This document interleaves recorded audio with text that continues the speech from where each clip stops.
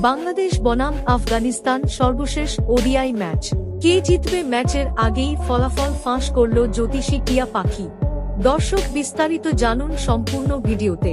দুই ম্যাচে টানা হার, আর এখন সামনে শেষ সুযোগ আফগানিস্তানের বিপক্ষে তৃতীয় ও শেষ ওয়ানডে, যেখানে বাংলাদেশের সামনে একটাই লক্ষ্য, সম্মান বাঁচানো।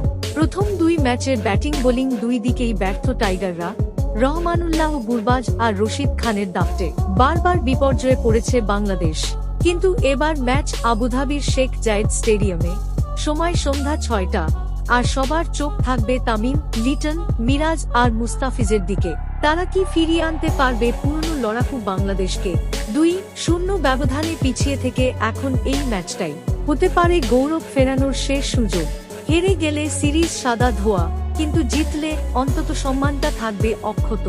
এদিকে ম্যাচের আগেই ফলাফল ফাঁস করল জ্যোতিষী টিয়া পাখি। পাখিটির সামনে দুই দলের দুটি পতাকা রাখা হয়, সে আফগানিস্তানের পতাকাটি পছন্দ করে। আপনার কি মনে হয়? কমেন্টে জানিয়ে দিন আপনার মতামত।